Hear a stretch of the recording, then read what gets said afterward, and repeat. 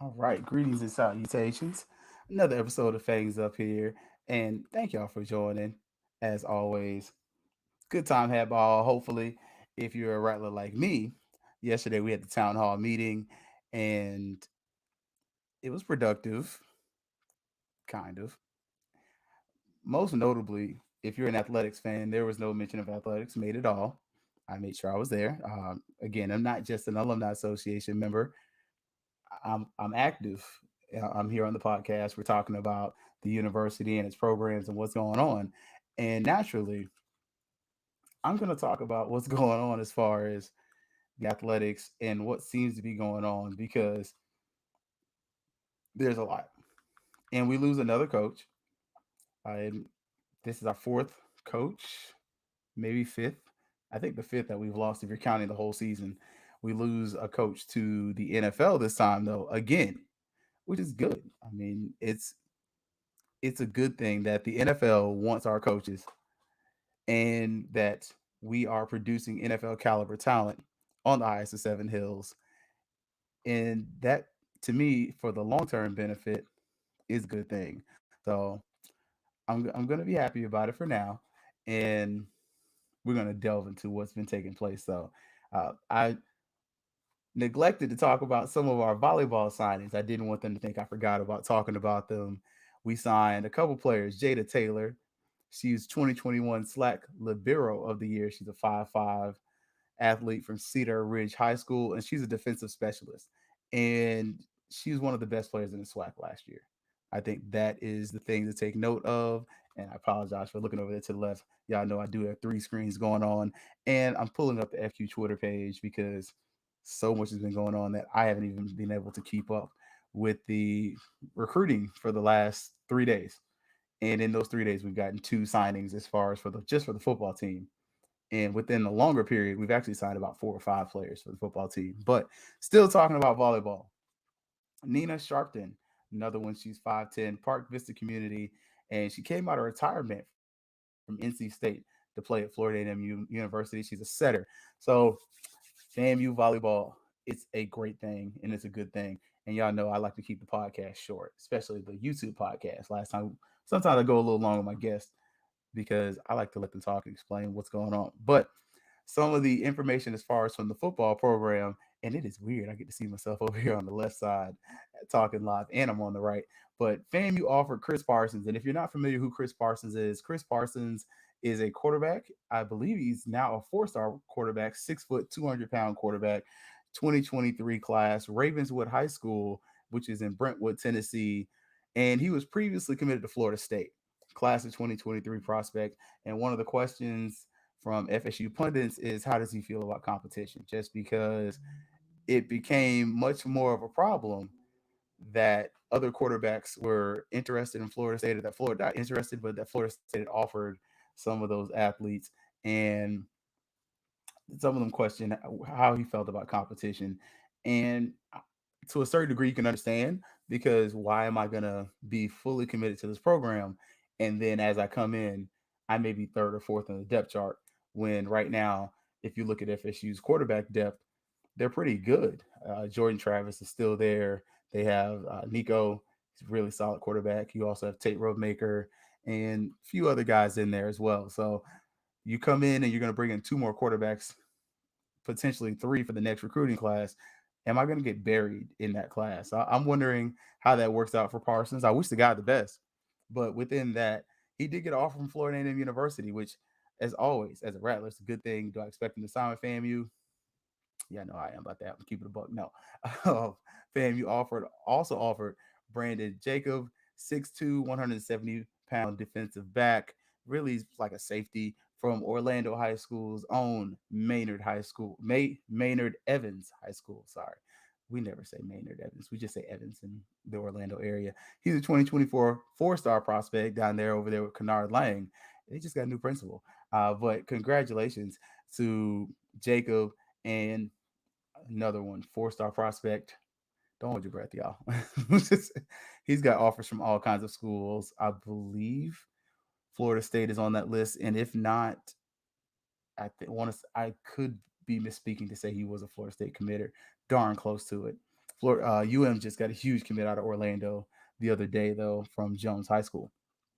Another athlete, though, Mylan Graham, 6 foot, 170 pound athlete from New Haven High School in New Haven, Indiana, 2024 kid. Also, Kendall Bannister, 5'10, 165 DB from Freedom High School in Woodbridge, Virginia, class of 2023. And we got some commitments, huge commitments. One is going to be AJ Davis, 6 foot, 215 pound running back. He is transferring from Pittsburgh, University of Pittsburgh, and we're gonna see he should be available right away. And then yesterday, I believe it was, FAMU got a commitment from a cornerback, another guy from Lakeland, from the University of Florida. So FAMU continues to be very active as far as in the transfer portal and things like that. I think it's something that we need to continue. We need to continue to look for. We also signed that receiver transfer from Virginia State, and yeah, I mean it's pretty big deal over there. As far as basketball, fam, you had Tariq Asa, 6'7" forward transfer. He is committed coming in. They offered Cameron Wright. He is a 6'6", 180-pound shooting guard from the Rock School from Gainesville, Florida. And if you look over here, FAMU women's basketball, Coach Pillow heard y'all talking greasy about her. She's been offering players. We offered a Tyra Brown. She is from, looks to be from the Fort Myers area. And we've been pretty active on the recruiting trail, y'all. It's been a lot going on. Also, Emeka, I'm not gonna butcher your last name, another student who's got an offer. And look, y'all making the old man work, but I appreciate it. So we're gonna drop those little offer creations and whatnot. Bo Walker, another student who's been offered by Florida A&M University. So we're gonna drop those probably later tonight. And I'd say all the students who have been offered, some of the ones who have been committed, they have such fancy stuff to where at this point, it's no point in me reinventing it because it's of lesser quality than what they already have. So it is what it is. But fam, you if you haven't heard the news and the jokes are in as far as our new press box, some of our Jackson State fans are making fun of it, saying it looks like a double wide trailer. And from some angles, they're not wrong. But from some angles, it actually looks pretty solid. I would like the color to be augmented a little bit, definitely changed. But in certain lights, I ain't gonna lie, it looks actually pretty good. I'm just, and I have a picture here. Shout outs to Coach Brandon Yeoman from the great Lincoln High School, 3838 Trojan Trail, Tallahassee, Florida. That is a picture of the press box and what it looks like from field level. And to me, it actually looks better there. So when I look at it from this angle, it looks like it fits. And it actually gives me the idea and something that was mentioned before as far as expanding the press box so it goes beyond just those interior parts there so that it actually encompasses the full western side of the stadium. And I would love to see it also take over the eastern side of the stadium as well. So that's just some of the things that have been taking place. Also, the coolant recovery system has been delivered. Hopefully, is being used because today was the first day. Sorry, I'm excited. First day of football training at Florida A&M University, and the athletes reported. If you did not see, the coaches had their meetings yesterday, but it's football season, y'all.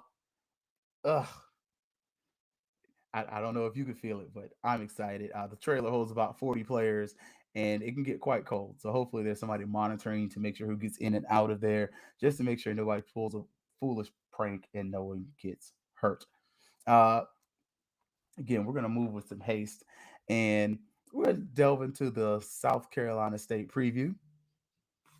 And then after we delve into the South Carolina State preview, we're going to then go into I'm going to go off the cuff here because I'm really talking about why FAMU needs an athletic director, but I'm going to explain some of what Dion Stuff was saying just for those who did not understand. And sorry about that. Had a friend call me, message him. I ignored his call, but I wanted to let him know I was going to call him back. But I'm going to talk about a little bit of the financial aid part. It was fun. I got to uh, share some information with that. But anyway, South Carolina State preview. Last year, FAMU demolished South Carolina State. And in my leisure, I rewatched the game. It's on YouTube. It's for free. You can watch it. It's it's a good watch until about halftime. I don't know if it's just my YouTube, but the sound went out. So about a little bit after halftime, which I kind of watched, I kind of didn't watch, the sound just stopped cooperating on the television I was working, and I just kept moving forward. And the most notable part about the game was FAMU dominates the line of scrimmage, and that's the first game where Savion Williams started, at least from what the commentator said. I would like to go back and double check it. I'm not saying they're wrong. I'm just saying I'm fully relying on the information they provided with saying that information. The other thing is FAMU's turnovers were on point. Like it was something. I know they had at least two interceptions that we were able to get, and Rashawn McKay was solid. I think this is the game where he starts to get comfortable with the offense. Some of the passes are a little off the mark, but that's every quarterback. You're not going to have any quarterback make all the perfect throws in all the perfect places. But this is a game FAMU walks the dogs. Like we beat the hell out of South Carolina State, and I'm not trying to be like mean to say that, but the game was not competitive at all. After halftime, once the one-on-one watches walks off the field, that's all South Carolina State could offer us. Everything else was just cake. Like, and even the halftime show wasn't spectacular, but the one-on-one's a decent band. They're probably at this point they're the best band in the MEAC. If you don't like it, go fuss with your mama. She's a saint. She's going to heaven. But look, me, God's still working on me. I'm not there yet. I'm just gonna tell you like a TST is. So, but in that game, FAMU dominated. And this game this year is going to be on the road in Orangeburg. Orangeburg is traditionally a very tough place to play. I hope the 100 gets to go because that game with the 100 and without the 100 is completely different. FAMU and the Marching 101 just seem to have a friendly rivalry in Orangeburg, and Tallahassee is not a rivalry, but the extra support seems to lend itself to support Florida A&M University, and oftentimes we find ourselves winning because the Marching 100 is there. So that being said, I'm definitely looking forward to seeing that we continue to become a well polished program. Now, how do I feel about that game? I feel like FAMU wins the game. I feel like FAMU wins the game going away. Uh, I could be wrong. I'm going to put it on wax here, and I'm going to say that this game, FAMU is going to try to dominate the ball as much as possible. We're going to try to play somewhat safe, somewhat ball control ish, because I think that's kind of one of the new modus operandi of this offense. Try to control the ball more, throw the ball less, because when you throw the ball, only one of two things are probably going to happen. Somebody's going to catch the ball or somebody's not going to catch the ball. And if somebody doesn't catch the ball that looks like you, it's a problem. And I want to see how South Carolina State's. They did lose that running back that got drafted by the Rams. He was a non-factor in that game against FAMU. I did not notice him, and respectfully, it's not a slight on the guy. I mean, dude's a millionaire, so you did your thing, brother. I'm proud of you. I'm just stating that in that game, I didn't. Their corners and secondary did not slow down FAMU's receivers, and of course, the Bishop Bonnet dominates. He has an amazing game. He does some great things as he did all season, and Bishop Bonnet was probably my favorite player on offense just because his name is Bishop and we got all the church jokes, but also because the dude was freaking fantastic. So give the man his flowers for what he did while he was at Florida A&M University. Bishop Bonnet was a monster. But I think FAMU wins the game. I said it going away, but again, that's me a little bit being a prisoner of the moment because I just watched the game about 2 days ago. And so ever since then, we kind of started to get back into the swing of things school wide. I'm going to say FAMU wins this game 28-17. I think South Carolina State's definitely more run dependent. That big receiver they got, though, they got a tall receiver that is really good. And he was one of the differences in that game against Jackson State. If you go back and watch the Celebration Bowl, I feel like Jackson State sleptwalk in that game. I'm not one of these people that's like, well, South Carolina State beat your butts. I think you slept through that game. But at the same point, give South Carolina State was due to them. They won, and it wasn't by luck. It was they took that. They have a solid receiver over there. It's got some size. And if you know Buddy Pugh, if you're like me, I called my cousin and cousin's best friend. I said, "Cuz, Buddy Pugh's about to run the ball out. We can turn this game off. It's over." And he's like, "Yeah, it's over." Because Buddy Pugh's gonna run the ball. Like the highlight film that we have for South Carolina State this week is not somebody catching the ball. It's the running game. It's the offensive lineman mauling somebody from Morgan State and putting him on his butt. So I got 28-17 FAMU. It's going to be a close game in Orangeburg. It normally is. Hostile environment when it's packed. Good crowd normally, and you're surrounded on four sides. So it's not a bowl, but there are stands on four sides of the stadium. And when the 100 is there, the 100 is normally in one of the end zones. So let's see. But I think FAMU wins that game. All right, continuing on.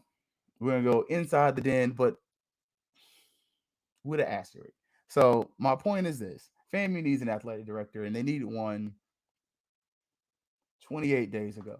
The fiscal year started on June 30th, and I feel like we have a man starting with one hand behind his back, or woman. Excuse me being a sexist. I'm a man, so I'm going to say my gender first. It's not because I have any gender bias, but it's because I speak of myself and whatever. Uh, that being said, FAMU needs AD quick. We just lost our golf coach. That was ridiculous. FAMU just lost another coach for the football program. Understandable. That made a lot of sense. The softball coach is no longer there. Like at a certain point, we're waiting until the Orange Blossom Classic to name a successor. But at that point in time, that person's almost 2 months behind as far as their counterparts. And who in their right mind is going to be coming in September to take over this program, and then you now have to rush to hire a softball coach. Like at a certain point, we need to let our assistant athletic director and interim director fill in some of those holes and fill in some of those voids. Empower them to make some of the changes because at a certain point, yes, that new athletic director is going to have to live with the winning and losing that's associated with that program.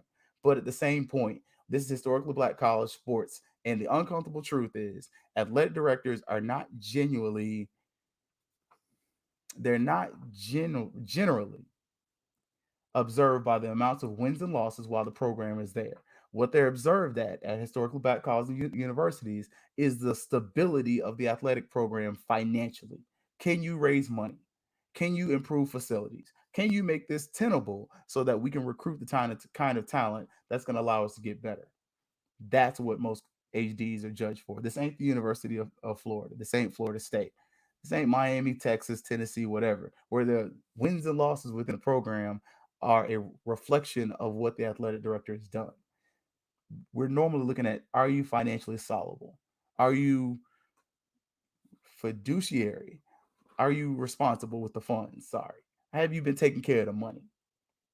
That is one of the things that we need. We need somebody that's going to come in there and raise money because the new stadium is not all Gaucher. He had a huge part to play in it, but some of that was there from Milton Overton has been trying to get us a stadium. We have a whole rendering of a stadium from two or three athletic directors. This is our third or fourth since I've been alive. Like at one point, we're going to renovate Bragg. Then they're going to move Bragg to where FAMU DRS is. Then they're going to move Bragg to the other side of campus across from the Piggly Wiggly. Like now it's just we just built a new stadium. And that's good. I don't have an issue with that. I like it. But at a certain point, when are we going to take the next phase in this? When are we going to take advantage of the opportunities to raise revenue? Why isn't it such that we're getting a new field house? Why aren't we working on those things? Our field house should be, I've said this once, I'll keep saying it. It should be raised, replaced with something better, because there's no reason that the football team is meeting in Perry Page. They should be meeting in the field house. Build a new field house, new locker room, put some stands in there, close off the stadium, make it a bowl. The north end zone, close it off because, as pointed out yesterday, and if you listen to ONG, the north end zone is hot as heck. Like it's beautiful. You get to drink. They give you food, you get to sit in the tents. But when it's 95 degrees in Tallahassee and the humidity is 100 degrees, uncomfortable fact is there is no sea breeze in Tallahassee. There's a forest between the ocean and the city. On both sides, there's a forest surrounding Tallahassee. You got the Apalachicola Forest, which then blocks you from the Gulf of Mexico. So, guess what? We're not getting cool breezes. So, that being said, it behooves you to want to invest in the product because if I can watch ESPN Plus at home and there's no more parking available for those who are buying season tickets, why am I going to buy season tickets? There is no season there is no parking if you haven't got parking yet. Don't ask me why. So, at this point, we have to continue to build on our facilities. We need an AD, we need somebody with a plan, and somebody's just going to take it over. Because if you listen to the town hall yesterday, athletics wasn't talked about. I feel like some of the people on the board of trustees wanted to talk about it, but they didn't. We talked about the housing plan, the housing crisis, the master plan that's still being worked on, which is cool. But at no point were athletics mentioned, and that's fine. I understand that athletics may not be your bag, but please get somebody who athletics is their bag and that's going to take care of it and that understands that when you invest in athletics, the university wins. All of a sudden, we got a winning product again. HBCUs are back in the popular culture. The lexicon is there. Like we're in the lexicon. You got to take advantage of this. So that being said, that's Inside the Den. Y'all know the YouTube podcast. I try to keep it short. Um, but this week, actually last week now, Coach Prime, and I'm a Dion fan. I'm not gonna lie to y'all. I'm not. I don't hang on every word he says. When I say I'm a Dion fan, I like Dion the player. I like that he's a visionary. I like those things about him. I do understand he doesn't. He's just like any of us. Sometimes he says things that because he's frustrated, he wants change. And the big news was some of his players didn't get financial aid. And for those who didn't know any better or the aid checks were coming in late, oh man, this is always a problem in historically black colleges and universities. Okay, it kind of is, but it's not just black schools; it's small schools. Why? Because some of your cousins steal. I used to work in the financial office of financial aid at the Florida State University. Worked there about 2.5 years. There's this thing called an IFAT manual. Please read it. Please check it out before you come at our schools or any school complaining about why financial aid does not get dispersed. Please read the manual and understand the ramifications of giving financial aid to people who, one, are not qualified, but two, about to steal his money. And one of the problems that have happened is when I worked at Florida State, financial aid dispersed on the third day of classes, which normally was after the drop and add period and all that good stuff. Meaning, after your classes, you signed up and everything, the university always paid itself first because that's just good common sense. Because if you give me $2,000 and I see a $1,500 bill and you ain't pay that $1,500, hey, bruh, it's on you. The university understands that. So they're not going to get finesse for the check. They're going to get paid. So, first thing you got to understand with financial aid, especially your need based money, normally comes out either 2 or 3 times a year. And it depends on what kind of aid those students get. Now, I haven't looked at any of their financial aid packages. And for FERPA reasons, I'm glad. But FERPA is like the Federal Protection Act, pretty much. That means that you're not supposed to talk about a kid's financials and their information and personal information and phone numbers, all this other stuff. But the fact that I haven't seen anybody's financial aid package, I can give you the basics. So one of the big things is the Pell Grant. And I'll be honest, when I was in college, I never got financial aid as an undergraduate student.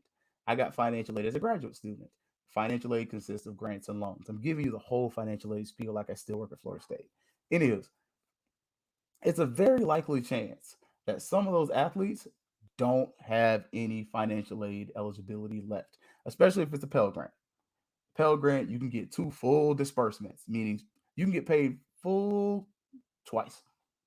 If you go back during the summer, but you got paid in the fall and the spring, sorry, bro, you're not gonna get paid. They don't have any money to give you. Even though you went to school those 3 times, they can't pay you. Now there are other university grants and other things like that that the university can do, but within the rules, they can only pay you up to a limit per semester, and that limit is called the cost of attendance. It's called the COA. If you want to dumb it down, Google it. Type in whatever university COA. I think Jackson State COA out of state is probably like around 20,000. In state's probably 12. Inflation, again, I ain't did this in like my kid's 11. We're talking 8, 9 years since I worked at Florida State.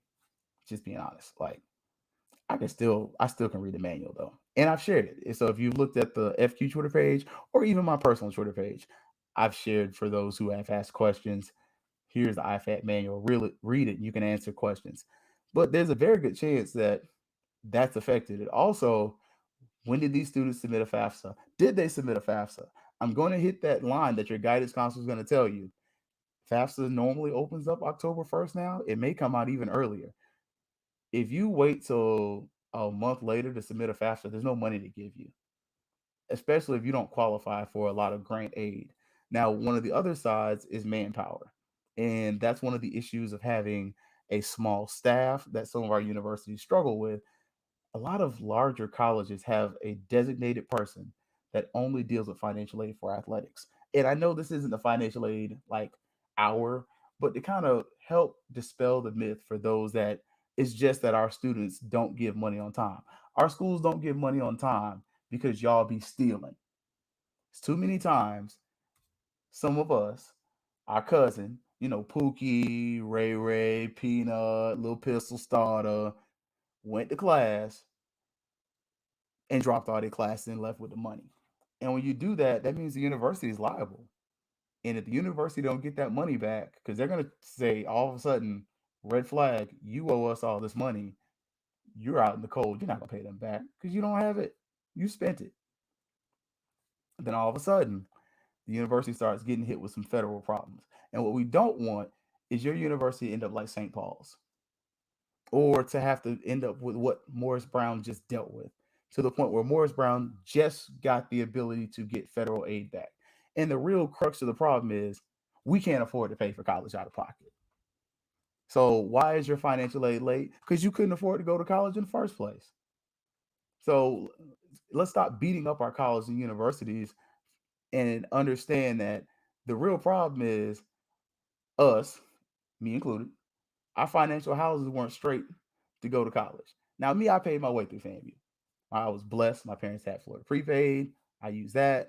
I worked. I had a job during the summers. I didn't take classes. I worked. I saved a little money, paid for classes. But my last semester of college, I could have got a grant. I didn't know it.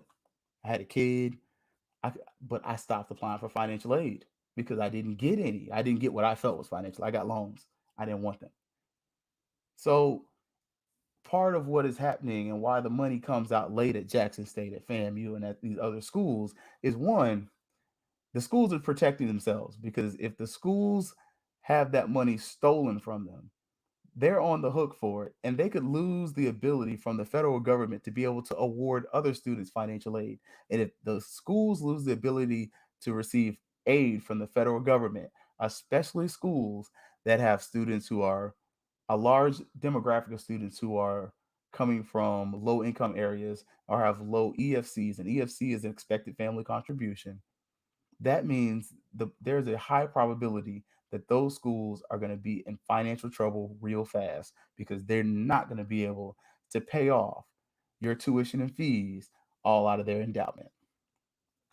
The other reason, besides your cousin stealing and and the schools being on the hook for this money, is because yet and again they have to stay in good standings with the state, SACs, and all these other groups. So why are HBCUs late in distributing these funds or dispersing the funds so oftentimes? And it's not just HBCUs. I told you, I worked at Florida State. They don't release the funds day one. It's several days after classes. And then if you still ain't got your stuff straight, it may come later than that. But It's because the schools are protecting themselves. So why did those students probably get late money? I can't tell you the exacts because I haven't looked at their aid packages, but I can tell you 9 times out of 10, it's because the schools are trying to protect themselves. And that is something we kind of don't talk about. We don't look at, and it's because we don't know it. And honestly, I didn't know it until I worked in financial aid. Until I was like, well, why didn't they get the money on the first day of class? And like, because these kids gonna steal it, black or white, didn't matter. Um, so that's just something to think about. So next time somebody's asking you, like, man, what's going on? Or why those kids at Jackson State didn't get their money on time? First, are they eligible for money? Do they? Because if they got a Pell Grant or something, and they just went to some school for 2 semesters and they're transferring to Jackson State for the summer, there's no money left. You have 3 semesters in academic year. You have the fall, the spring, and the summer disbursements. You can't get a Pell Grant 3 times. You can only get it twice. Sorry. Second, besides like, did they have any money left? Was when did they get their stuff in? Did they put Jackson State on the FAFSA? Like, that's a thing.